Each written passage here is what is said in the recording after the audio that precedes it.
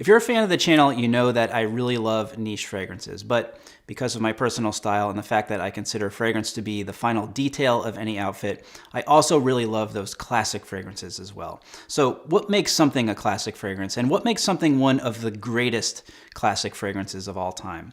So when I was getting ready for this video and putting this list together, those were the two questions that were on my mind the most. And I came up with some criteria that for me contribute to something being a classic fragrance as well as contributing to something being considered one of the greatest classic fragrances of all time.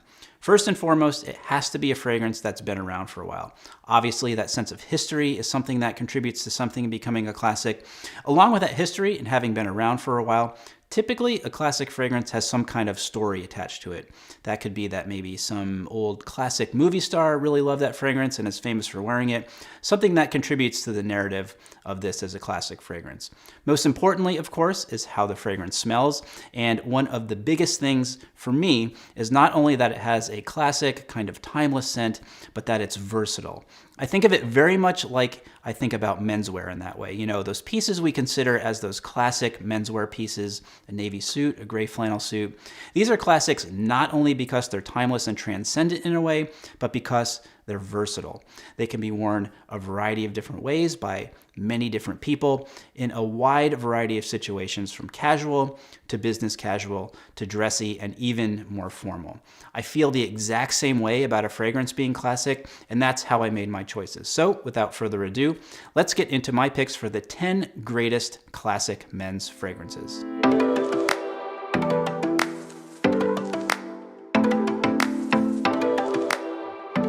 Number 1, we have Eau Sauvage by Christian Dior.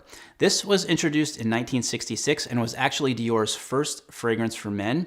It is an absolute classic, and I would even go so far as to say that this fragrance is iconic. Top notes include lemon, bergamot, basil, lavender, and they say a hint of cumin, though I don't detect that. Heart notes include jasmine, rose, carnation, patchouli, and sandalwood. Base notes, oak moss, vetiver, musk, and amber. This is a citrusy fragrance, and it's also very fresh. On the surface, it seems like a very, very simple fragrance. However, as you spend more time with it, you realize it has a lot more depth and a lot more complexity. It also lasts quite a while, I would say 5 to 8 hours, which is not typical of a fragrance that is more citrusy. This is a fragrance you could wear all year round, any time of day for any type of event, and it would not seem out of place. Eau Sauvage by Christian Dior, one of the true classics of men's fragrances. Number 2, we have Kenicha 10. If you haven't heard about this one, I would say that of the 10 fragrances I've chosen for this video, this one is definitely the most kind of if you know, you know fragrance. It's like the speakeasy of classic men's fragrances. So Kenicha is actually a very well-known Viennese tailoring house and men's shop. This fragrance here, Kenicha 10, was introduced in 1924, and it is considered very old school, very elegant, and also considered a classic leathery scent. That to me is interesting because when I think of leathery fragrances, I think of something big and bold and sort of unapologetically masculine, like a Tom Ford Tuscan Leather or Tuscan Leather Intense. Kenicha 10 is not that kind of leathery fragrance. In fact, leather, to my nose, is not super present. What I do get are some spicy notes, some floral notes, some citrusy notes, and some pepper. Notes for this one include lemon, bergamot, petit grain, rosemary, geranium, rose, cedar, carnation, sandalwood, leather, musk, patchouli, and ambergris. Kenicha 10 is light. It's elegant, it's very distinct, it's very different. This is not what I would call a modern masculine scent. This is old school gentleman right here. I would put this more on the connoisseur side of classic fragrances. It kind of takes some getting used to appreciate it, meaning it's not quite as universal as, say, an Eau Sauvage. It's quite long lasting, especially as an eau de toilette. You could definitely wear this on a daily basis, but I would actually maybe reserve this for something more formal, like if you were going to wear a tuxedo or a dinner jacket and really wanted to kind of feel some sort of old school gentlemanly elegance. Number 3, we have Floris of London, number 89. Floris was founded in 1730, selling perfume, combs, and shaving products. The shop they opened was on Jermyn Street, 89 Jermyn Street to be exact, which is the 89 in this fragrance's name. And that shop is still run by descendants of the original founders. Florist number 89 was introduced in 1951. It is a woody citrus fragrance.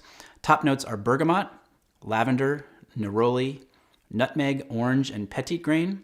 Heart notes, geranium, rose, and ylang ylang. And base notes are cedarwood, musk, oak moss, sandalwood, and vetiver.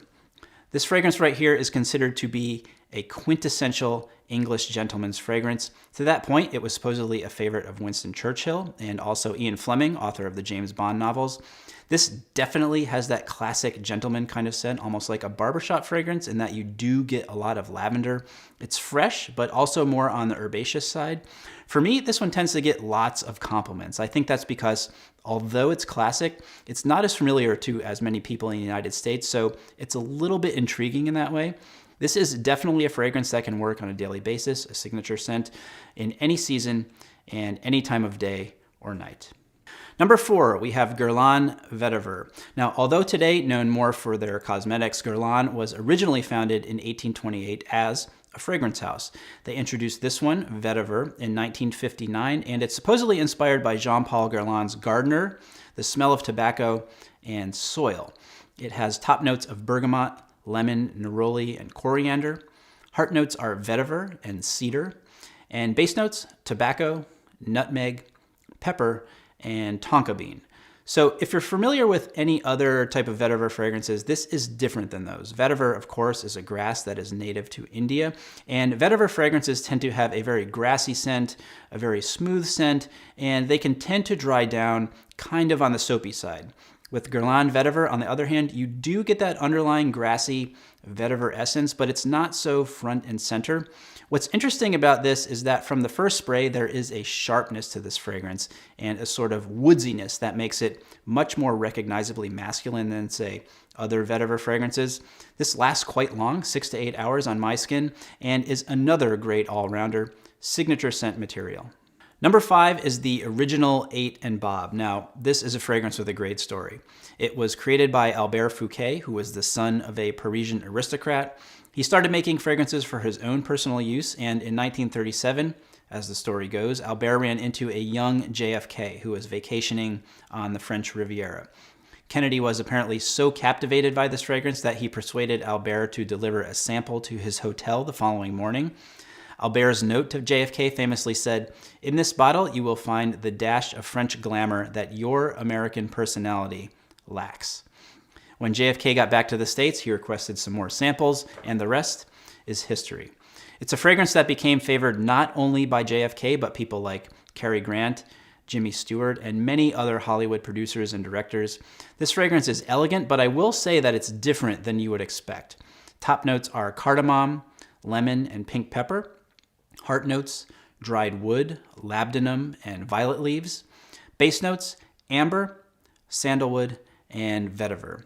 This fragrance definitely opens up with the citrus and peppery notes, but that quickly goes down into a more woodsy, slightly floral scent.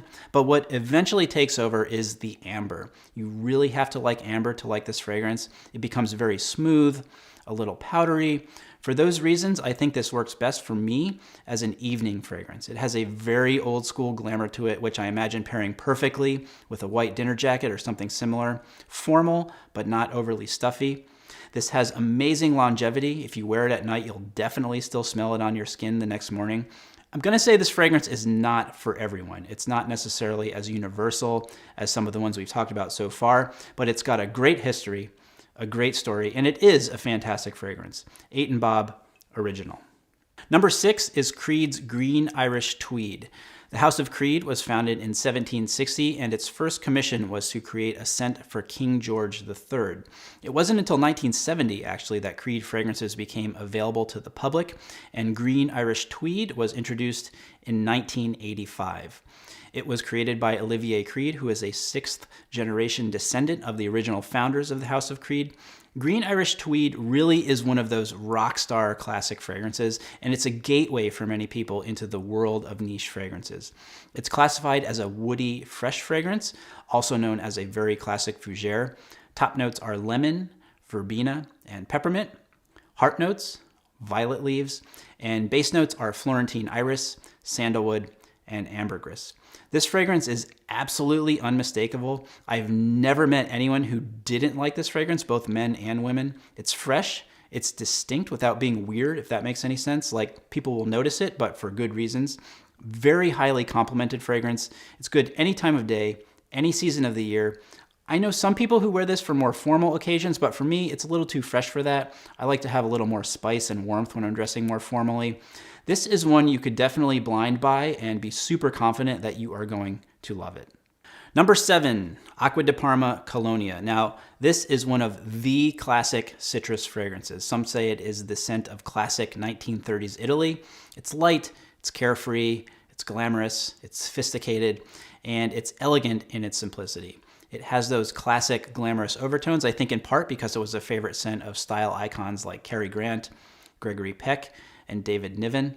Top notes here are lemon, sweet orange, and Calabrian bergamot. Heart notes, lavender, Bulgarian rose, verbena, and rosemary. Base notes, vetiver, sandalwood, and patchouli.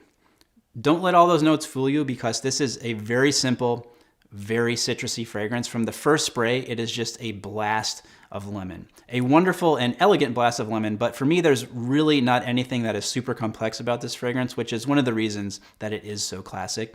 This to me is definitely more of a summer fragrance. This is the one I put on when we're going to the pool or the beach. I always bring it with me on summer vacation. My only gripe about Acqua di Parma Colonia is that it doesn't last long at all.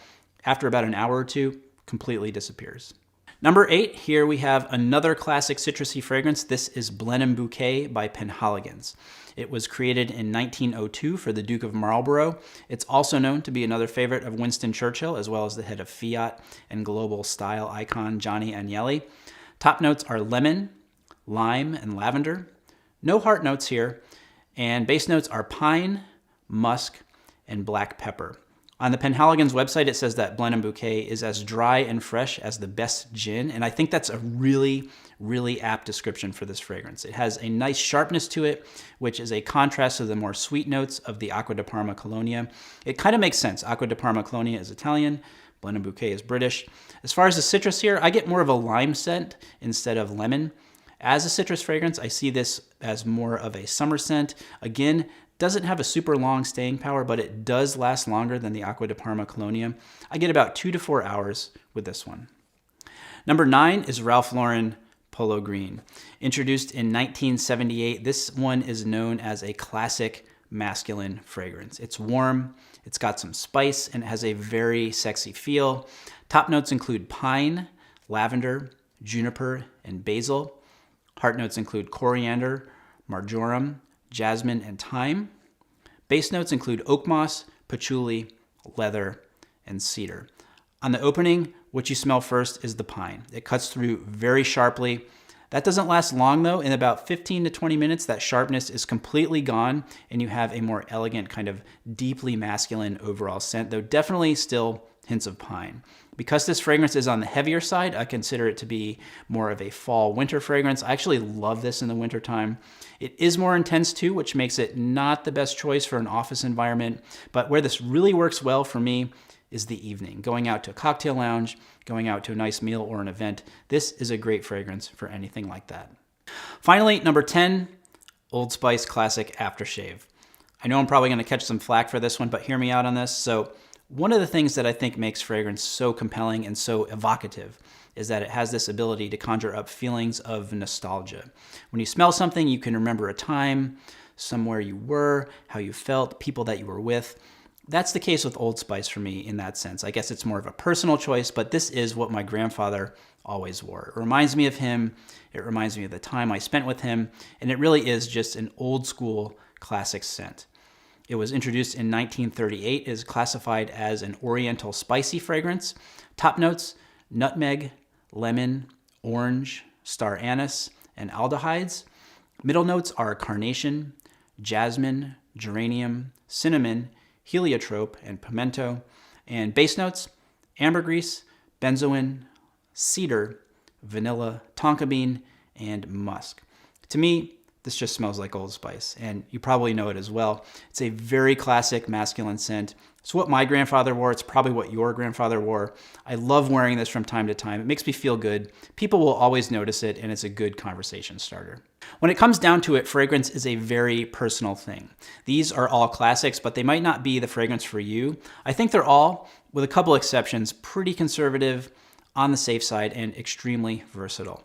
The two wild cards in there, in my opinion, are Kenesha 10 and 8 and Bob Original. These are classic fragrances, but ones I think that might not connect with people right away in the same way that, say, Eau Sauvage or Green Irish Tweed would. So let me know what you thought of my picks for the greatest classic men's fragrances of all time. Do you agree?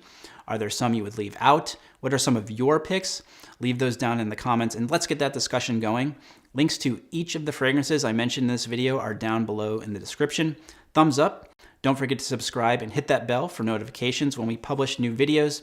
That's all for now. Until next time, thanks for watching, and stay tailored. How's that look?